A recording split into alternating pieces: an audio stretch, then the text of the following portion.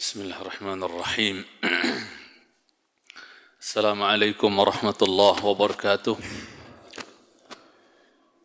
الحمد لله والصلاة والسلام على رسول الله وعلى آله وصحبه ومن اتبع هداه إلى يوم نلقاه أما بعد إن أصدق الحديث كتاب الله وأفضل الهدي هدي محمد صلى الله عليه وسلم وشر الأمور محدثاتها وكل محدثة بدعة وكل بدعة ضلالة وكل ضلالة في النار أما بعد. Ikhwatal iman sekalian yang saya hormati dan saya cintai karena Allah Azza wa Jal, kita panjatkan puji dan syukur kita kepada Allah Azza wa Jal atas semua nikmat dan karunia yang Allah curahkan untuk kita semua. Teriring salawat dan salam untuk Nabi tercinta Muhammad sallallahu alaihi wasallam, untuk keluarga, sahabat, tabi'in, atba'ut tabi'in, dan kita mohon kepada Allah Jalla fi aliyaih agar kita senantiasa diberikan keteguhan hati dalam meniti jalan mereka semua dengan cara yang baik sampai kita semua diwafatkan oleh Allah Tabaraka wa Ta'ala. Amin ya Rabb. Kita lanjutkan jamaah yang saya muliakan pelajaran kita dari kitab Syarah Sahih Adabil Mufrad. Kita masih membahas hadis Abu Darda radhiyallahu taala anhu di bab berbakti kepada kedua orang tua selama bukan dalam kemaksiatan. Hadis Abu Darda di mana beliau diwasiati oleh Rasulullah sallallahu alaihi wasallam dengan 9 wasiat. Kita masuk wasiat berikutnya. Beliau alaihi salatu wassalam mengatakan kepada Abu Darda radhiyallahu anhu, wa anfiq min tawlika ala ahlika. Wa anfiq min tawlika ala ahlika, dan berikanlah nafkah ya dari kemampuanmu atas istrimu, keluargamu secara umum. At-taul maknanya adalah al-fadl wal ghina wal yusr. Ya, berikanlah nafkah dari kemampuanmu, ya, kemudahanmu, maksudnya tidak ada batasan tertentu di dalam syariat. Yang penting ma'ruf, ya. Ya, diukur dengan kondisi suami, ya, kemampuan sang suami. Sebagian manusia atau sebagian suami Allah uji jamaah yang saya cintai dengan penyakit bakhil. Hadis ini atau wasiat Rasul ini sekaligus ya ada celaan ya dalam mafhum mukhalafahnya, ya, pemahaman sebaliknya. Di sini kan diperintah untuk memberikan nafkah. Berarti kalau orang seret memberikan nafkah kepada istrinya, keluarganya, ya, berarti hadis ini juga mencela secara mafhum mukhalafah, mencela al-bukhl, mencela kepelitan gitu ya, sifat bakhil, kedekut ya terhadap istri, terhadap keluarga secara umum. Jangan sampai kita diuji dengan apa yang menimpa Abu Sufyan radhiyallahu taala anhu, di mana dalam hadis Ibunda Aisyah radhiyallahu taala anha ummul mukminin, hadis ini sahih riwayat Imam Ibnu Majah, bahkan Imam Bukhari juga meriwayatkan, Abu Daud, Nasai, bahwa ibunda kita menceritakan ja'at Hindu, ya, Hindun ila Nabi sallallahu alaihi wasallam. Pernah datang Hindun yang merupakan istrinya Abu Sufyan kepada Nabi sallallahu alaihi wasallam. Faqalat ya Rasulullah, maka Hindun berkata kepada Rasul, wahai Rasulullah, inna Abu Sufyan rajulun syahih. Sungguhnya Abu Sufyan adalah seorang laki-laki yang pelit. Seorang laki-laki yang syahih. Syahih itu atasnya bakhil. Jadi lebih ngeri lagi. Bakhil aja udah jelek gitu kan, apalagi syahih. La yu'tini ma yakfini wa waladi. Dia tidak memberikan kepada saya yang mencukupi saya katanya. Padahal dia punya uangnya gitu. Hartanya ada, punya uangnya punya. Cuman pelit aja gitu. Karena ada sebagian tipikal suami yang pelit terhadap istrinya. Ya. Jadi dia tidak memberikan kepadaku apa yang mencukupi aku dan yang mencukupi anakku. Illa ma akhadtu min malihi wa huwa la ya'lam. Ya. Lainkan apa yang saya ambil dari hartanya dalam keadaan dia tidak tahu. Diam-diam sampai karena saking butuhnya untuk dirinya dan anaknya, ya akhirnya Hindun ini apa? Ngambil diam-diam dari harta Abu Sufyan. Ya. Karena dia terkenal dengan syuh, sifat pelit, bukhul. Ya. Abu Sufyan radhiyallahu taala anhu. Kemudian faqal, maka Nabi SAW menganjurkan kepada Hindun, khudhi ma yakfiki ya wa waladaki bil ma'ruf. Ambillah dari harta suamimu yaitu Abu Sufyan yang mencukupi dirimu dan juga anakmu, tapi dengan cara yang ma'ruf. Dengan cara yang ma'ruf dalam artian jangan ngambil seabrak-abrak, maksudnya berlebihan. Dan jangan juga apa? Ya, terlalu kurang sehingga kau termodoroti, anakmu juga termodoroti. Yang ma'ruf sewajarnya, ya. Yang kira-kira mencukupi, kata Nabi sallallahu alaihi wasallam. Jadi kalau kita lihat dari sabda Nabi ini kepada Abu Darda, nasihat Nabi ini kepada Abu Darda, bahwasanya apa? Beliau menganjurkan kepada Abu Darda untuk jadi suami yang enggak pelit gitu kan. Tapi apa? Berikan nafkah itu. Karena itu kewajiban.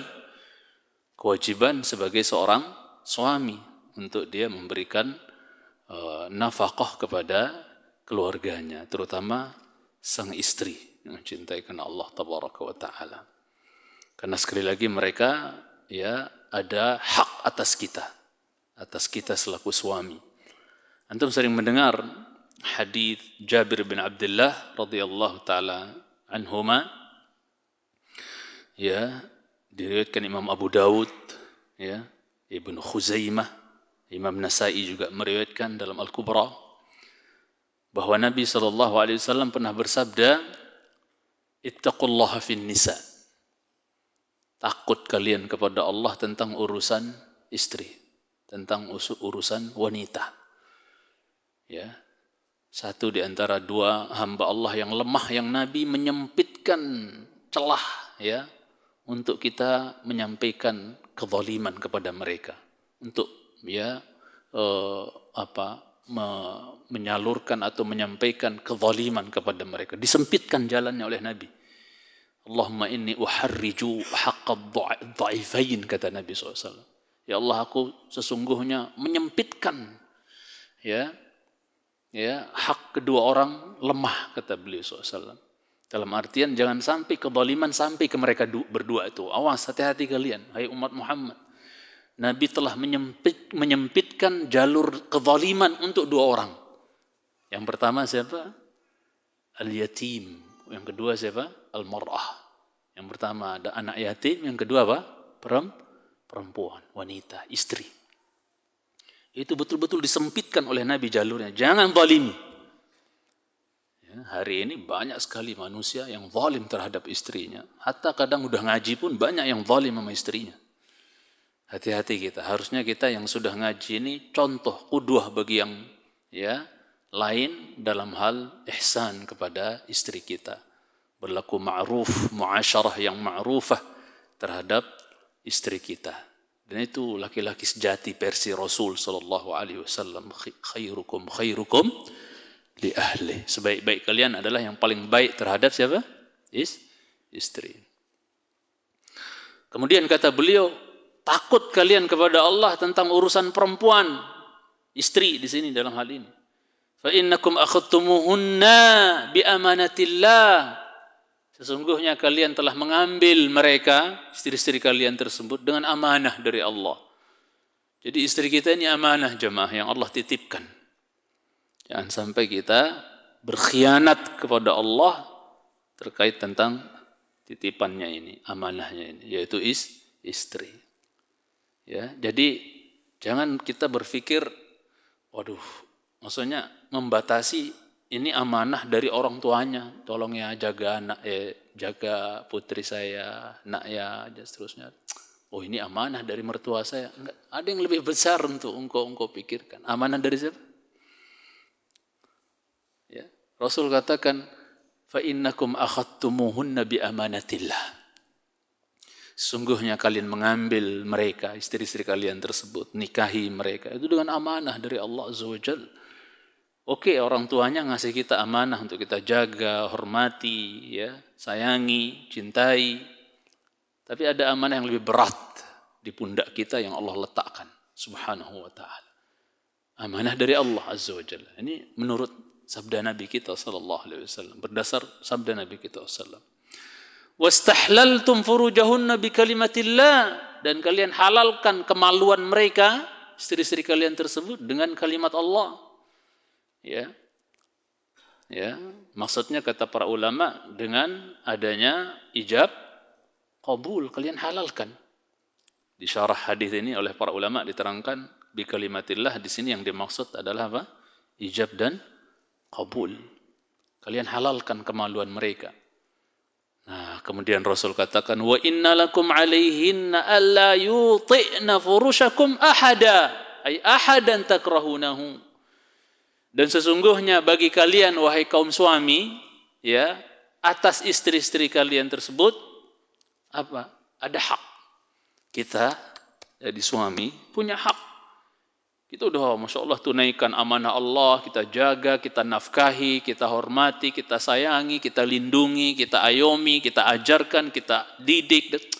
Semuanya kita persembahkan. Yang merupakan kewajiban kita atas istri kita, kita persembahkan. Kita juga punya apa? Punya hak atas mereka. Apa hak kita atas mereka? Di antara yang disebutkan Nabi di sini, alla yuti'na ya furushakum ahadan takrahunahu. Ya. Untuk apa jemaah cintai Subhanahu wa taala?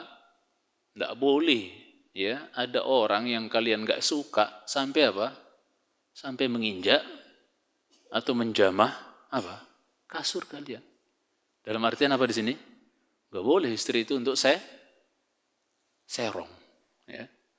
Enggak boleh dia masukkan laki-laki lain yang kita enggak ridha, enggak ada hubungan keluarga sama sekali, masukkan ya ke rumah kita. Dan banyak terjadi zaman sekarang apalagi ya.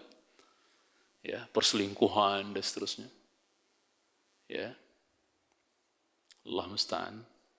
Alasannya kemana-kemana, ternyata selingkuh. Ya, alasannya macam-macam. Ada yang dipergok, macam-macam lah kondisinya. Jadi kita punya hak, ya, bahwasanya apa?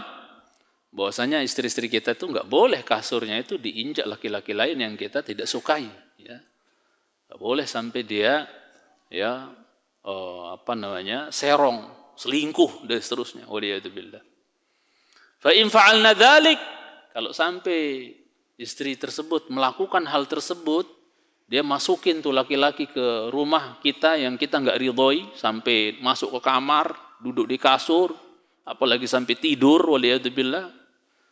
Nasallallahu salamata wal afiyah. Maka apa? Fadribuhunna. Pukul dia, kata Rasulullah. Ya, pukulan didikan. Maksudnya ini enggak sampai level zina ya, tapi ada orang yang kita enggak sukai, dia masukkan.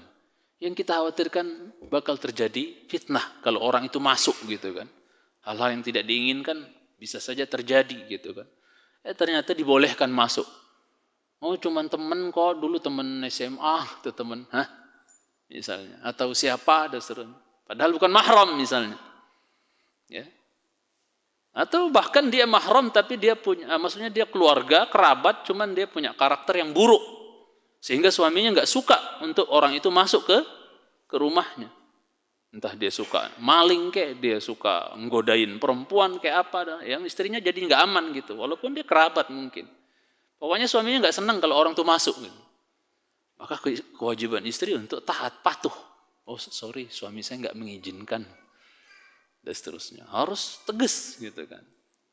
Ya, apalagi zaman sekarang yang pintu-pintu fitnah sangat ya, terbuka lebar, cintai. Hati-hati. Ya. Jadi kalau mereka sampai melakukan hal itu, pukul, kata Rasulullah SAW, darban ghaira mubarrah, ay mubarrih, dengan pukulan yang tidak membuat apa, sampai ya luka, patah tulang, sampai memar dan seterusnya. Jangan mukul pukulan yang sewajarnya, yang sifatnya pukulan didikan.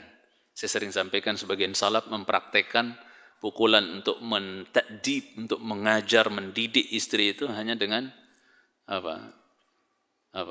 Siwak. Tahu siwak enggak? Buat gigi. Seukuran itu mukul. Orang salaf praktek mukul ya ayat dan hadits itu dengan siwak. Ya, seukuran siwak. Jadi enggak berlebihan seperti yang kita lihat hari ini. Allah musta'an. Buk sampai udah kayak bubur ya, badan istrinya. Anak orang udah enggak jelas tampang mukanya, udah digaplok, dipukul, ditendang, naudzubillah. Sampai mukul saja diharamkan oleh Rasulullah SAW, mukul wajah. Ya, diharamkan. Idza darabtum fajtanibil wajha, fajtanibul wajha. Bila kau memukul, idza darabta fajtanibil wajha. Apabila kau memukul, hindari wajah, kata Nabi SAW.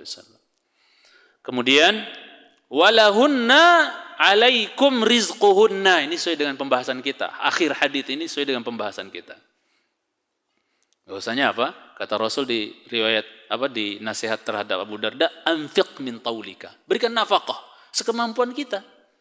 Sekeluasan kita, seluasnya kita, semampu kita, semudahnya kita. Ya, sesuai dengan kadar kemampuan kita terhadap istri kita. Ya. Nah, yang sesuai dengan apa yang sedang kita bahas dari potongan hadis Abu Darda ini, wasiat Rasul ini sesuai dengan akhir hadis ya dari Jabir bin Abdullah, bahwa Rasul katakan alaihi salatu wassalam, walahunna alaikum rizquhunna wa kiswatuhunna bil ma'ruf. Ini dia syahidnya di sini, bahwa istri-istri kalian itu memiliki hak atas kalian, berarti kewajiban bagi kita selagi suami. Apa? Rizquhunna. Memberikan apa? Rizku, di mana rizquhunna maksudnya di sini apa? Nafkah. Kewajiban kita. Mereka punya hak atas kita untuk kita berikan rizquhunna, nafkah atas mereka. Dan juga wa kiswatuhunna, ya, pakaian. Jangan sampai seumur-umur istri kita jabat jadi istri, belum pernah kita beli walau sehelai jubah, belum pernah. Kan ajib juga itu. Ya. Ya, walaupun kita juga punya kewajiban untuk mendidik istri kita, kalau belanja itu, beli pakaian itu seperlunya, sebutuhnya. Ya. Tidak cakep beli, beliin. Makanya kenapa dalam Islam yang pegang uang itu laki, bukan perempuan. Ya. Ya. Laki-laki yang megang, ya, asalnya dalam Islam. Mencintai Subhanahu wa ta'ala. Karena laki-laki, ya, antum tahulah perbedaannya. Walir rijali alaihinna darajah. Mereka punya keutamaan, laki-laki itu dibandingkan, ya, derajatnya lebih tinggi dibandingkan perempuan. Ar-rijalu qawwamun 'alan nisa. Namanya juga qawwam. Qawwam itu yang ngurus semuanya asalnya. Kenapa sekarang ya perempuan banyak melonjak? Karena sebagian tugas qawwamah itu udah di apa? Sudah dipegang sekian persen oleh siapa? Pihak istri. Akhirnya suaminya kadang nggak punya rujulah. Laki-lakiannya udah berkurang di depan istrinya, karena banyak tugas yang harusnya tugas suami dihandle oleh siapa? Istri. Makanya antum susah poligami. Kenapa? Ya, antum saya kasih tahu nih, kenapa antum susah poligami? Ya, kenapa kita ini susah poligami? Karena banyak tugas-tugas kita sebenarnya yang tugasnya laki-laki dihandle sebagian oleh siapa? perempuan. Coba kalau istri antum cuma dandan, bersolek, nyepa gitu, nyalon kerjaannya udah antum, semua dia. Gampang antum poligaminya. Ini ngapa-ngapain? Istri. Bahkan ada suami yang tipe-tipe sebagian daerah itu istrinya yang udah kayak budak. Dianya ngopi-ngopi, mabok-mabok, ngerokok-ngerokok. Ya enggak? Ada enggak? Ada tuh. Anda enggak perlu sebutkan, sensitif. Mencintai sunata. Ya. Karena dia beli itu perempuan, nanti setelah itu ya udah. Dia jadi raja udah. Allah musta'an, enggak ada kerja, enggak ada apa. Istrinya yang ke sawah ladang. Ajib itu adat istiadat yang buruk seperti itu mencintai sunata. Dan tidak boleh dilestarikan adat istiadat seperti itu. Kebalik jadinya. Ya. Kemudian yang mencintai karena Allah Azza wa Jalla. Jadi kita punya kewajiban atas mereka untuk memberikan rizquhunna, nafkah, wa kiswatuhunna, dan juga pakaian.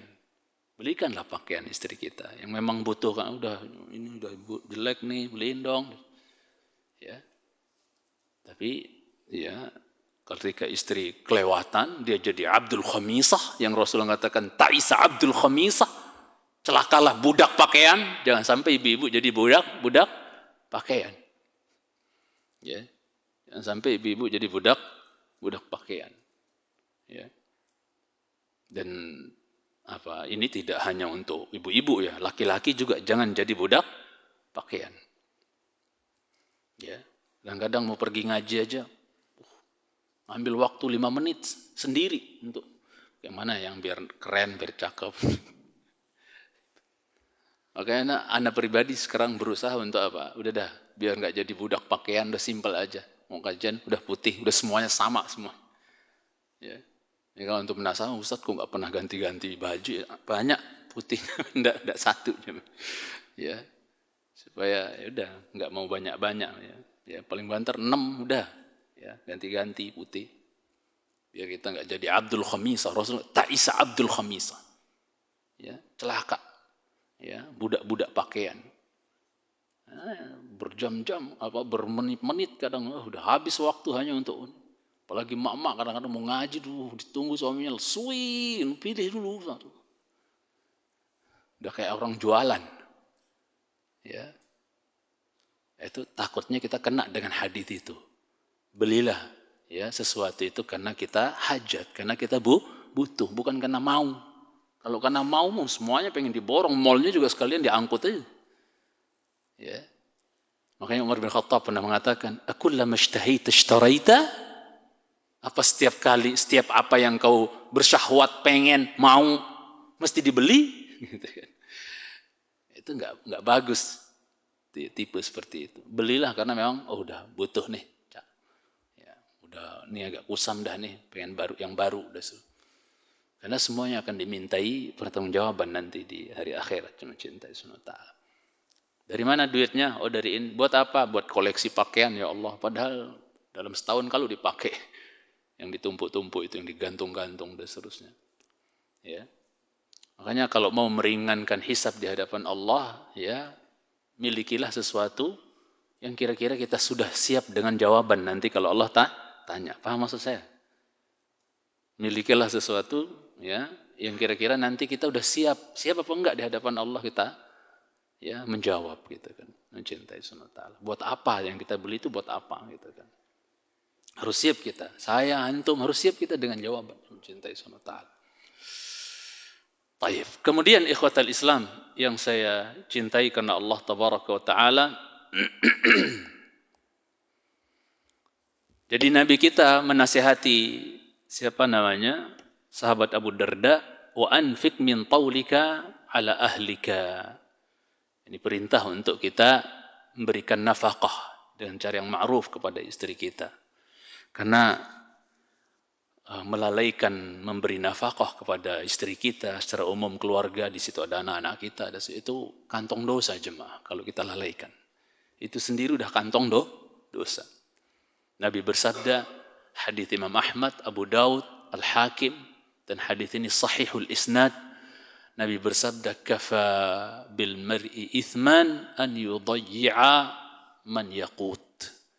Cukup menjadi dosa buat seseorang dia menyia-nyiakan siapa yang menjadi tanggungannya. Cukup menjadi dosa. Jadi mau nggak mau kita harus banting tulang, memang harus keluar, harus kerja yang mencintai Subhanahu wa ta'ala, untuk ngasih makan anak orang, ya, untuk memberikan nafkah kepada istri kita dan anak-anak kita, mencintai Subhanahu wa ta'ala.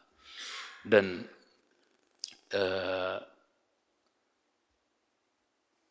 ayat yang sering kita baca juga ada di surat At-Talaq ayat 7 ya.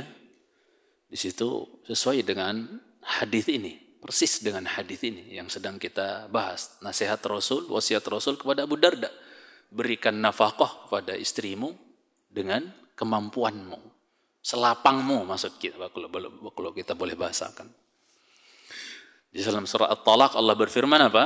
Liyunfiq dzu sa'atin min sa'atih.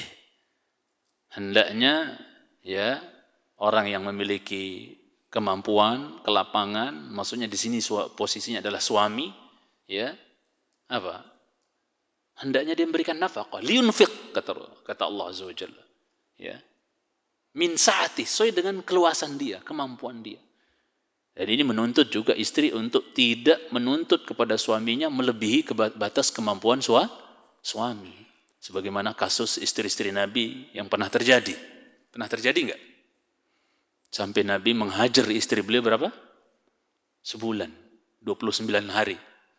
29 malam beliau tidak menemani satupun istri beliau. Gara-gara minta uang jajan atau uang belanja melebihi batas kemampuan Rasul sallallahu alaihi wasallam. Ya. Sampai turun dalam Al-Ahzab ayat pilihan, dua opsi. Ya, mau diberikan perhiasan dunia yang kalian minta, tapi saya cerai satu-satu dengan cara yang baik. Ya. In kuntunna turidnal hayatad dunya wa zinataha fata'alain umatti'kunna wa usarrihkunna sarahan jamila. Kalau yang kalian inginkan perhiasan dunia, ya, sini, tak kasih masing-masing kalian. Gimana kayak caranya, tak ngutang dulu kayak apa, tak kasih masing-masing. 9-9-nya tak kasih. Tapi setelah itu saya cerai dengan cara yang baik. Wa in kuntunna turidnallaha wa rasulahu wad daral akhirah fa innallaha 'adda lil muhsinati minkunna ajran 'azima. Tapi kalau yang kalian inginkan adalah Allah, ya, Rasulnya, kalian lebih memilih saya, hidup apa adanya dengan kekurangan saya, kemampuan saya yang segini nih. Kalian siap memilih saya, hidup apa adanya, ya. Saya berikan nafkah kepada kalian dan kalian lebih mementingkan darul akhirah, negeri akhirat, surga yang ada di benak kalian ibaratnya. Ya, sesungguhnya Allah telah mempersiapkan buat wanita-wanita yang berbuat baik pahala yang besar, surga. Ya. Ternyata mereka semua diawali oleh Bunda Aisyah radhiyallahu taala anha memilih apa? Allah, Rasulnya dan negeri akhirat. Tidak memilih apa? Dunia dan perhiasannya. Mencintai Subhanahu wa ta'ala. Ya. Jadi jemaah yang saya cintai karena Allah tabaraka wa ta'ala, ada hadis juga yang sering kita dengar, hadis Abu Hurairah radhiyallahu taala anhu, diriwayatkan Imam Muslim. Nabi kita sallallahu alaihi wasallam pernah bersabda, dinaran anfaqtahu fi sabilillah wa dinaran anfaqtahu fi raqabah wa dinaran tasaddaqta bihi ala miskin wa dinaran ya anfaqtahu ala ahlik a'zamuha ajran alladhi anfaqtahu ala ahlik. Satu dinar yang kau infakkan fi sabilillah untuk modal perang jihad, satu dinar. Dinar itu emas ya. Kemudian ada lagi satu dinar yang kau infakkan ya untuk memerdekakan budak. Terus satu dinar lagi kau sedekah dengannya ya atas orang miskin, untuk orang miskin. Satu dinar lagi kau berikan kepada istrimu. Ya. Dek. Macam-macam cara orang ya ngasih istrinya ini perhiasan, apalagi ada yang tiba-tiba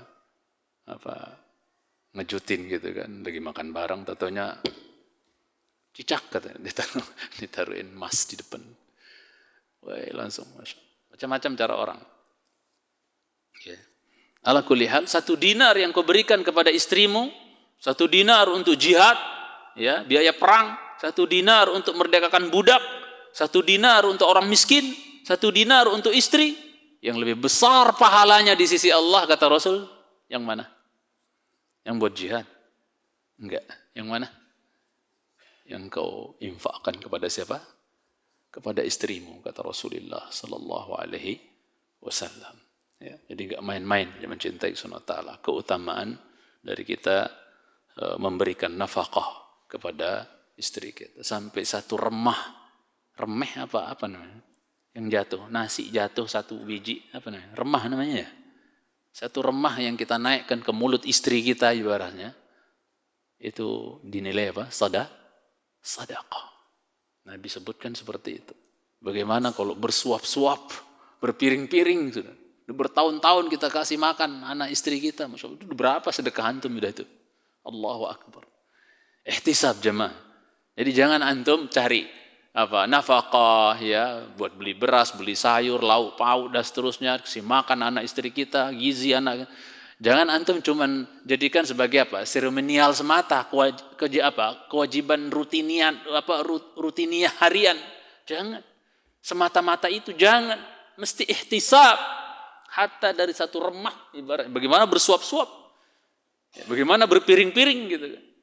1 remah yang kita, 1 beras ibaratnya yang masuk ke mulut istri kita, itu apa? Di sisi Allah dinilai sedekah. Dan mesti kita ihtisab, mengharap pahala. Ya, mencintai Subhanahu wa taala, mengharap pahala kita. Ya. Karena saya sering berkata, bisa jadi kita masuk surganya karena kita apa? Bukan karena sholat kita dan yang lain, tapi karena kita memuliakan istri kita. Allah, kita nggak tahu dari jalur mana Allah mengaruniakan surganya untuk kita. Wanita pezina tidak pernah tahu kalau dia bakal masuk surga melalui seekor anjing yang diberikan minum. Ini antum ngasih makan minum anak istri antum dicukupin. Anjing loh, masuk surga dia gara-gara anjing. Allah berterima kasih kepadanya gara-gara dia kasih minum anjing. Ini gimana anak istri kita merupakan kewajiban? Ya, kita beri makan dan apa enggak bernilai sedekah itu? Enggak bernilai pahala di sisi Allah? Oh, sangat. Maka saya berani mengatakan bisa jadi ada orang masuk surga bukan karena puasa sholatnya, tapi karena dia betul-betul memperhatikan amanah Allah yang Allah bebankan di pundak dia, yaitu istrinya, keluarganya, anak-anaknya yang mencintai Subhanahu wa taala. Jadi anggaplah kita banting tulang, ya, peras keringat, ya, Masya Allah, ya, pergi pagi, pulang sore, dan seterusnya, ihtisab, ngarep pahala, supaya nggak sia-sia capek kita aja mencintai Subhanahu wa taala. Orang kalau tahu itu adalah sedekah, itu adalah ibadah, cari rezeki buat anak istri itu adalah ibadah, dia happy keluar. Sebagaimana happy-nya burung. Ada nggak burung keluar, diem gitu, pagi-pagi keluar dari sarangnya? Enggak, dia tafaul. Dia optimisme, hari itu insya Allah akan dapat biji banyak, ya, ulat banyak untuk pulang nanti, untuk anaknya dan seterusnya. Subhanallah. Dia happy keluar, tafaul, optimis. Ya, kita kalau tahu itu adalah ibadah, bisa menjadi perkara ibadah, bisa menjadi pahala, maka kita akan happy keluar, dia mencintai karena Allah Subhanahu wa taala. Ya, enggak ngedumel berangkat itu, dumel, kerut gitu. Happy dia, karena dia, ya, ini dia tahu itu adalah ibadah, itu adalah sedekah, ya. Ya, itu yang mencintai Subhanahu wa taala. Kemudian ikhwatal Islam yang saya muliakan, tentang ukurannya berapa nafkah yang harus kita tunaikan atau berikan kepada istri kita, keluarga kita, tentang ukurannya syariat tidak memberikan batasan. Maka dia dikembalikan kepada apa? Kepada apa? Kemampuan. Ya, dikembalikan kepada kemampuan, dikembalikan kepada keadaan sang suami. Ada khilaf memang di antara ulama ini untuk ukuran nafkah yang kita berikan kepada istri ini itu disesuaikan dengan keadaan istri atau keadaan suami. Sebagian ulama mengatakan disesuaikan dengan keadaan istri, ya, kebutuhan istri dan seterusnya. Tapi yang sahih wallahu alam itu dikembalikan kepada apa? Keadaan dan kemampuan siapa? Suami, ya. Kalau diberikan kepada maunya istri, kondisinya istri ya nanti, oh saya butuh ini, saya butuh ini, saya butuh ini. Baru 25 tahun udah ubanan. Ya, saking banyaknya tuntutan. Baru 30 tahun sudah tumbuh uban. Ada enggak? Ada enggak? Ada istri-istri yang bikin suaminya ubanan sebelum waktu. Enggak usah ngaca-ngaca lah ya. Ya. Sampai Nabi berlindung dari wa'udzubika min zaujatin tusyayyibuni qabla al-masyib. Aku berlindung kepadamu ya Allah dari istri yang membuat beruban sebelum waktunya. Ya. Saking banyaknya tuntutan yang kadang-kadang tidak sesuai dengan kemampuan. Akhirnya ya itu jadi masalah kadang-kadang mencintai Allah. Kemudian ikhwatal Islam yang saya muliakan, jadi tentang kadarnya atau ukurannya seberapa itu dikembalikan kepada kemampuan siapa? Sang suami. Ya. Kemudian nasihat berikutnya atau wasiat berikutnya yang Rasul berikan kepada sahabat Abu Darda, wala tarfa' asaka an ahlika. Ini udah mau akhir-akhir jemaah ya. Ya, tinggal 2 wasiat lagi selesai hadisnya insyaallah. Mudah-mudahan kita selesaikan malam ini insyaallah. Sehingga kita pindah ke hadis berikutnya insyaallah. Nabi bersabda kepada Abu Darda mewasiati, la tarfa' asaka an ahlika. Jangan angkat tongkatmu dari atau pecutmu dari ya keluargamu. Ya istri kek, ya anak kek, jangan angkat. Jangan dipahami hadis ini letterlock jemaah. Oh berarti ya 24 jam di rumah pegang apa? Pegang pecut, pegang tongkat. Enggak kayak gitu jemaah cintai Allah. Ya, bukan itu maksudnya. Ya. Dalam artian bahwasanya kita di momen-momen tertentu, di waktu-waktu tertentu itu butuh untuk punya pecut atau tongkat kecil lah ibaratnya. Untuk tahdid tujuannya. Untuk ta'dib. Untuk mengajarkan adab kepada mereka. Yang enggak sholat, lihat nih. Lihat di tangan Abi ada apa nih? Gesperkah? Atau pecutkah? Ya, atau tongkat kecilkah gitu kan? Yang sholatnya lambat, awas ya. Mencintai sunata. Sifatnya untuk tahdid, ta'dib. Ya. Mencintai sunata. Apa tahdid itu? Sifatnya ancaman gitu kan. Karena dalam keluarga kita juga butuh targhib, butuh tarhib. Targhib itu motivasi. Ya. Tarhib itu apa? Nakut-nakuti. Mencintai Allah Ta'ala. Anak-anak kita harus ya kita didik dengan tarhib juga. Ya. Takut-takuti dengan neraka, takut-takuti dengan dosa. Sehingga kita kadang dengar dosa lo, neraka lo. Ya, berarti bapaknya, ibunya mungkin dia didik itu di rumahnya. Tarhib. Ya. Mencintai Allah Ta'ala. Dosa lo enggak sholat tuh. Orang kafir kalau enggak macam-macam kadang-kadang kita dengar kalau berantem anak-anak di luaran tuh. Berarti itu saya husnudzon efek didikan orang tuanya. Dia paham dosa, dia paham neraka gitu kan. Dia tahu ada jahanam, dan seterusnya. Mencintai Allah Ta'ala. Buah didikan orang tuanya di rumah bisa jadi. Kita husnudzon begitu. Jadi kata Nabi, la tarfa'asaka an ahlik. Maksudnya jangan engkau angkat tongkatmu atau pecutmu dari keluargamu. Ya. Jadi saya sudah jelaskan tadi bahwasanya bukan maksud daripada hadis ini berarti apa jemaah? Ya, setiap hari kita apa istilahnya itu? Maksudnya anaknya lewat tiap hari ya, sebentar-bentar. Enggak. Jangan dipahami secara letterlock hadis ini mencintai karena Allah Subhanahu wa taala. Karena kalau kita enggak pernah pecut lepas, maksudnya enggak pernah lepas pecut 24 jam, ya ini bertentangan dengan ayat yang sering kita baca wa'ashiruhunna bil ma'ruf. Dan di sini yang ditakdib bukan hanya anak, istri juga ditakdib. Ya. Diancam-ancam dan seterusnya. Awas kalau Umi terlambat sholatnya, awas ya. Dan itu ancaman saja sifatnya dan itu dibolehkan syariat cintai Allah Ta'ala. Karena kadang-kadang istri itu karena dia nggak wajib sholat di masjid, ya potensi untuk dia leha-leha di rumah itu banyak, ya enggak? Ya, kecuali istri-istri yang dirahmati oleh Allah Azza wa Jalla yang Masya Allah tepat waktu. Ya, yang tepat waktu sholatnya. Sehingga kadang meringankan beban siapa? Suaminya. Enggak harus banyak ya ngonyang, ngomel apa dan seterusnya. Ngingetin dan seterusnya. Dia udah paham sendiri. Mudah-mudahan kita dikurniakan istri-istri kita yang Masya Allah menjaga sholat di awal waktu, yang mencintai sunnah ta'ala dan diingatkan anak-anaknya dan seterusnya. Ya. Tapi kalau kita punya istri atau anak yang berpotensi suka lambat-lambatin bahkan melalaikan, la tarfa'asaka an ahlik. Praktekin nih hadis. Ya. Sekali-sekali angkatin tuh. Nih yang enggak sholat, yang lambat sholat, awas ya. Nih, lihat nih. Tahdid bukan untuk beneran bok-bok tiap hari, enggak, jangan disalahpahami. Untuk tahdid.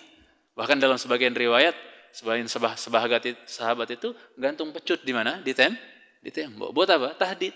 Nah, ya, buat mengancam keluarganya yang ya melalaikan kewajiban dan seterusnya, yang mencintai sunnah ta'ala. Tapi jangan gantung samurai ya bahaya. Golok.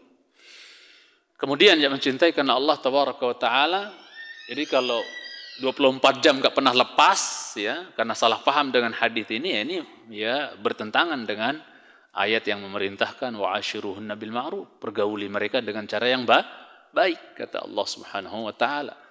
Dan laki-laki yang hari-harinya dihiasi dengan mukul itu bukan laki-laki. Bukan laki-laki sejati ya. Ya, hilang kelaki-lakiannya kalau orang yang tiap hari kerjaannya mukul. Tidak pernah lepas dari nabok, tidak pernah melepas dari hajar, ngamplang, nempeleng, dan seterusnya. Itu bukan laki-laki kata para ulama. Mencintai karena Allah Subhanahu wa Ta'ala. Ya. Atau bukan tipe suami yang baik kalau yang seperti itu. Yang setiap hari mukul. Darrab istilahnya. Darrab itu tukang pukul sudah. Kerjaannya mukul terus setiap hari. Ya, mencintai karena Allah. Bahkan Nabi kita sampai melarang menikahi ya laki-laki yang tidak pernah melepas tongkat. Maksudnya di sini tidak pernah melepas tongkat beneran, dalam artian tiap hari kerjaannya apa? Mukul.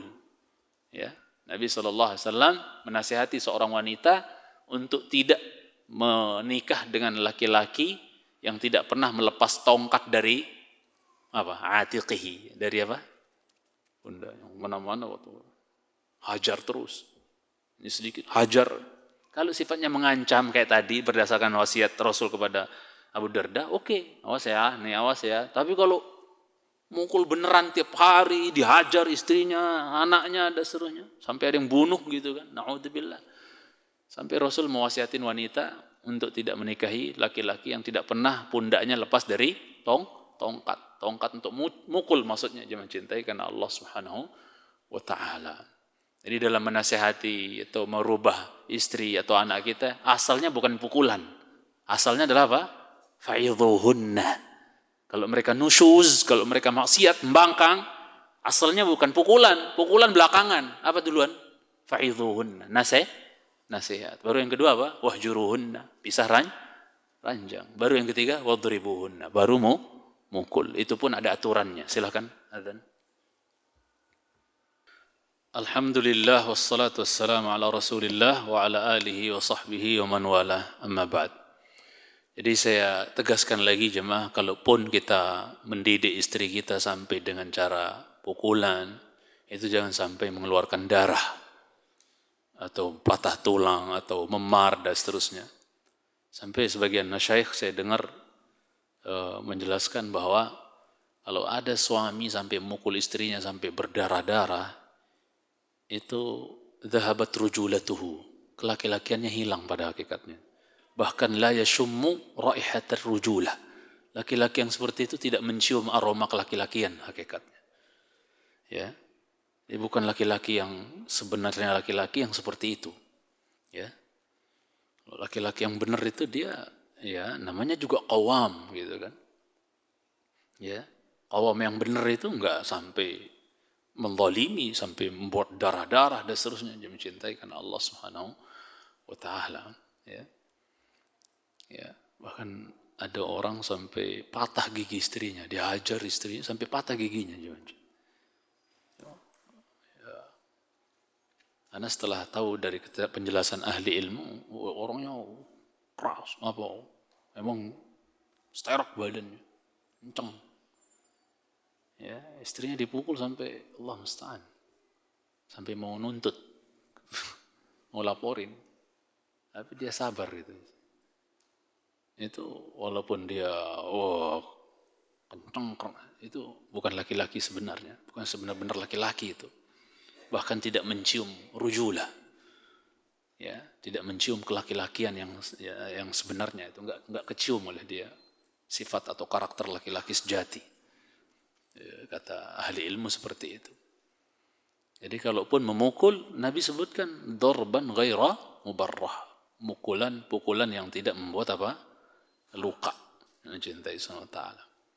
Dan dia pukulan ini tidak dipakai kecuali di kondisi-kondisi tertentu saja. Udah darurat, sudah nggak bisa lagi.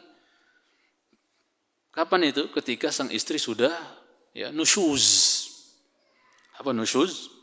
Maksiatnya kelewatan, bangkangnya kelewatan. Dan benar-benar salah, keliru gitu kan. Ya, bukan malah suaminya yang salah, istrinya jadi korban, dihajar. Ini istrinya benar-benar maksiat, nusyuz, nggak taat. Padahal yang disuruh suaminya kebenaran, ma'ruf. Tapi dia dia membangkang. Ya, setelah dinasehatin baik-baik, bisa ranjang juga masih bau, masih bader gitu, masih membangkang. Nah, baru diperbolehkan syariat untuk memukul. Ya, wallati takhafuna nusyuzahunna fa'idhuhunna wahjuruhunna fil madaji' wadribuhunna. Jadi kalau yang kalian khawatir nusyuznya, wanita-wanita atau istri-istri yang kalian khawatir nusyuznya, maksiat, kata Allah Azza wa Jalla, nasihatin dulu baik-baik. Dek, nggak boleh kayak gitu. Nasihatin, dirangkul. Tapi tetap aja ngelawan dan seterusnya misalnya. Sudah bisa ranjang. Bisa ranjang, ada yang menyebutkan pisah kamar, ada yang menyebutkan satu ranjang cuman belakang-belakangan punggung. Paham maksudnya? Nggak diajak bicara. Ya, supaya jadi pelajaran buat dia. Aduh, nggak enak nih. Ya, kalau istri yang calon-calon penghuni surga itu ciri-cirinya a'ud, kata Rasul. Dia mudah balik sama suaminya. Tahu suaminya nggak mau negur dia, nggak mau hadap-hadapan tidurnya, belakang-belakangan, bahkan mungkin tidur di luar.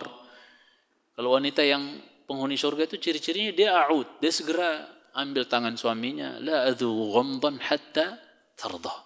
La adzuqu ghamdan hatta tarda. Saya nggak bisa menjamkan mata mas sampai kau ridha, katanya. Itu istri yang Masya Allah. Itu pun lafal hadisnya baik dalam kondisi suaminya yang salah atau dia yang salah. Tapi susah kalau kondisi suaminya yang salah terus dia duluan minta maaf, muangel, wong dia salah aja. Paham maksudnya? Tapi ibu-ibu di belakang enggak, Insya Allah lain. Ya, saya husnudzon begitu, Insya Allah.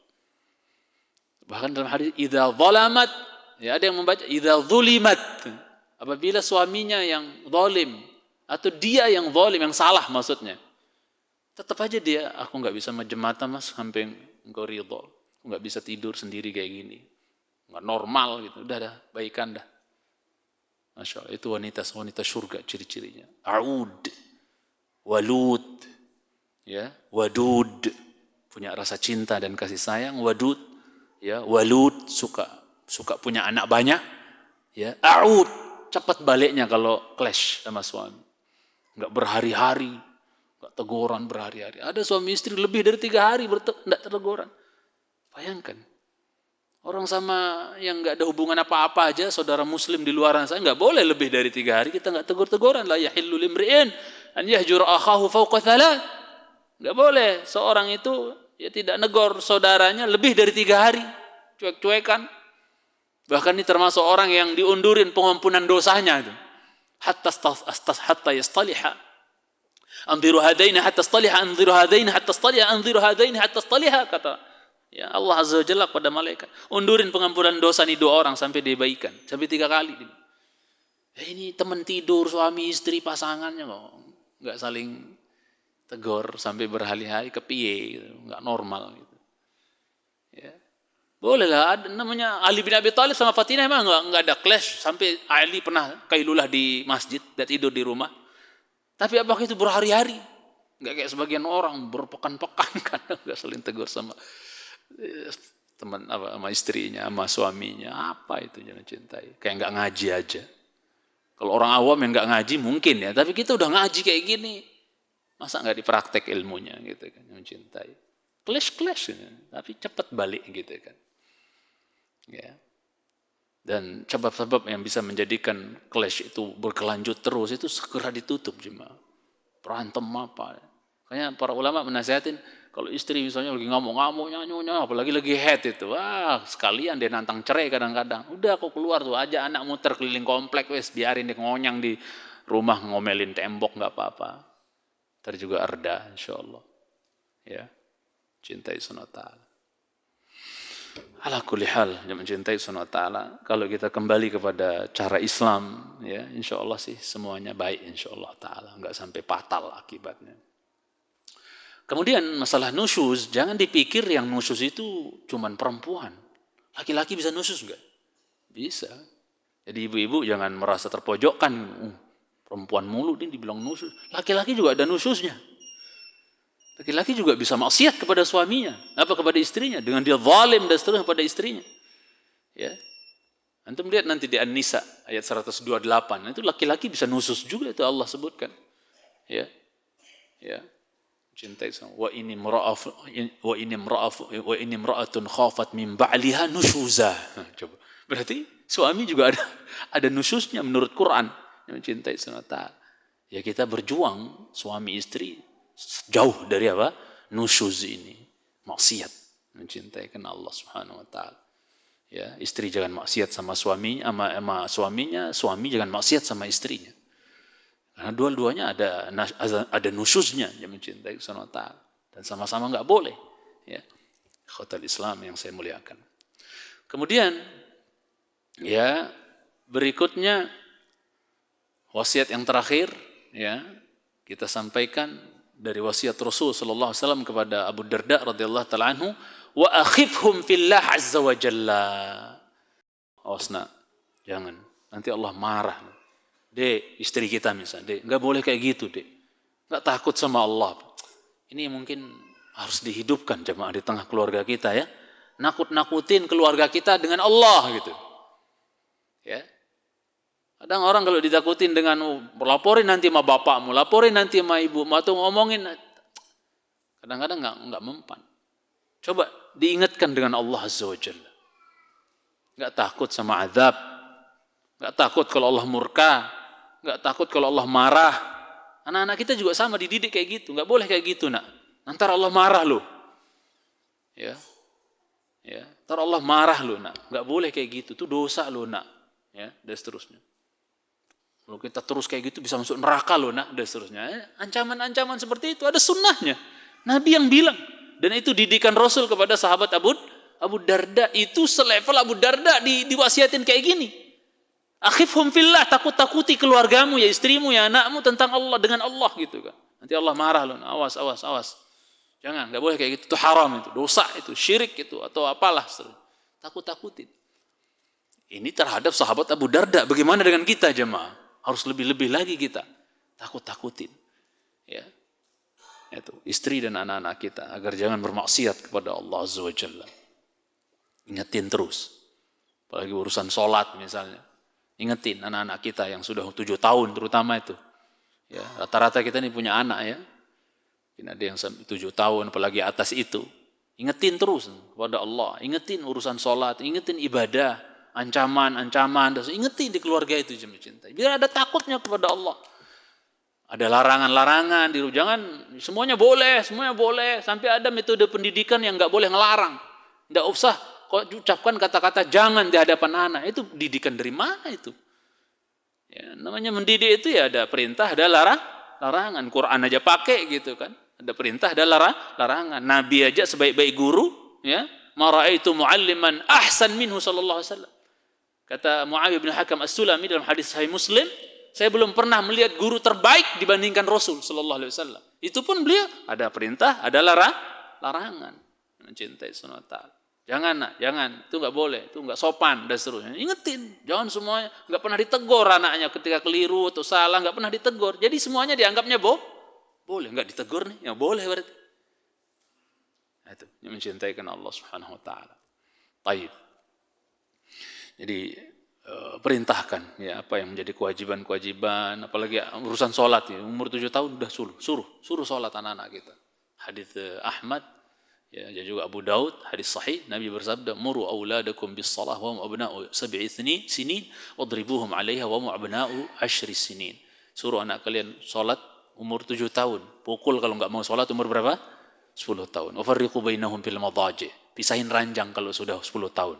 Jangan satu ranjang tidurnya untuk menghindari penyakit-penyakit ya, yang enggak baik ya, mencintai sunnah ta'ala, penyimpangan seksual dan seterusnya. Di pertemuan yang akan datang karena sudah bunyi tadi tanda qomat ya. Saya merasa agak pendek kajian kita, cuman enggak apa-apa ya, karena waktu sudah tidak mengizinkan. Sedikit-sedikit ini mudah-mudahan manfaat jemaah ya bagi saya dan kita semua. Mudah-mudahan ada faedah yang bisa kita ambil dari kajian kita yang singkat ini. Kita akan ambil di pertemuan yang akan datang insyaallah hadis Abdullah ibn Amr radhiyallahu taala anhuma tentang seorang laki-laki yang minta izin untuk ikut jihad sama Nabi sallallahu alaihi wasallam, tapi ditanya orang tuanya hidup apa enggak. Dia bilang iya, masih hidup, udah tua. Maka Rasul suruh dia pulang kepada orang tuanya, fafihima fajahid, irji ilaihima fafihima fajahid. Pulang kepada kedua orang tuamu, kau jihad sama orang tuamu sana.